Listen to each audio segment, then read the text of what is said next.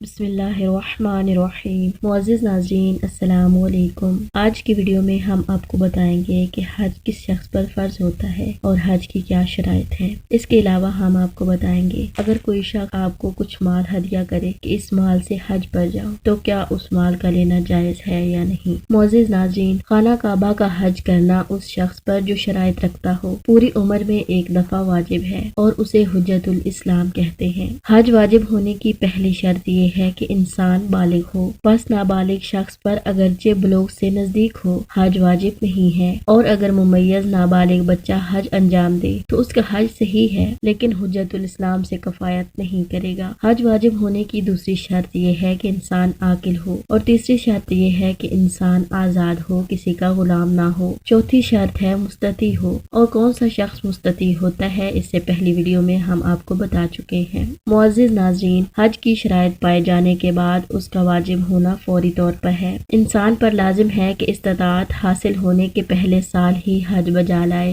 اور اگر کسی نے پہلے سال میں انجام نہ دیا تو ضروری ہے کہ دوسرے سال بجا لائے، اور آئندہ برسوں کی بنسبت بھی یہی حکم ہے۔ جس طرح سے استطاعت حج کے اخراجات رکھنے سے پائی جاتی ہے، اسی طرح اگر کوئی حج کے اخراجات دے رہا ہو پھر بھی استطاعت پائی جائے گی، اور اس استطاعت کو استطاعت بذلی کہتے ہیں۔ اس بنا پر اگر کوئی شخص کسی انسان کو کوئی مال ہبہ کرے یعنی ہدیہ کرے کہ اس سے حج کرنے جا، یا یہ کہے کہ تمہارے حج کرنے جانے اور حج کے زمانے میں تمہارے اہل و عیال کے اخراجات میں دوں گا، یا کوئی مال اس کے اختیار میں قرار دے اور اس سے کہے کہ حج کرنے جاؤ، اور انسان کو اطمینان ہو کہ وہ اپنے وعدے پر عمل کرے گا یا اس مال کو اس سے واپس نہیں لے گا تو وہ مستطیع شمار ہوگا اور اس پر حج واجب ہے۔ اگر کوئی شخص کسی انسان کو مال ہبہ کر دے یعنی ہدیہ دے کہ اس سے حج کرنے جا تو واجب ہے کہ اس ہبہ کو ہدیہ کو قبول کرے، لیکن اگر ہبہ کرنے والا اختیار کرنے کے انتخاب کو انسان کے اوپر چھوڑ دے اور کہے کہ اس مال سے چاہو تو حج کرنے جاؤ یا چاہو تو حج کرنے نہ جاؤ، یا ہبہ کرنے والا مال کو ہبہ کرے اور ہبہ کرنے میں حج کا نام نہ لے، نہ معین شکل میں اور نہ ہی اختیاری شکل میں، تو ان دونوں صورتوں میں ایسا ہدیہ قبول کرنا واجب نہیں ہے۔ لہٰذا اگر کوئی شخص کسی شخص کی آمد و رفت کے اخراجات کو فراہم کرے اگرچہ وہ شخص مقروض ہو اس پر حج واجب ہو جائے گا۔ اس کے علاوہ اگر کوئی حج پر آنے جانے کے اخراجات اور اہل و عیال کے اخراجات جب تک وہ مکہ جائے اور واپس آنے تک اگر اسے ہبہ کرے تاکہ وہ حج کرے تو اس پر حج واجب ہو جائے گا، اگرچہ پلٹنے کے بعد ایسا مال جس سے زندگی گزار سکے نہ رکھتا ہو۔ البتہ اگر انسان کی آمدنی صرف ایام حج میں ہو اور اس آمدنی سے سال کے بقیہ دنوں یا بعض دنوں کے اخراجات فراہم کرتا ہو، اس طرح سے اگر حج کرنے جائے تو بقیہ سال یا سال کا کچھ حصہ اپنے اخراجات زندگی کو فراہم نہ کر سکتا ہو تو اس صورت میں اس پر حج واجب نہیں ہے، مگر یہ کہ ہبہ کرنے والا سال کے بقیہ دنوں کے اخراجات کو بھی دے تو اس صورت میں مستطیع شمار ہوگا اور اس پر حج واجب ہو جائے گا۔ لہٰذا ان تمام باتوں سے ثابت ہوا کہ اگر کوئی آپ کو کہے کہ آپ حج پر جائیں،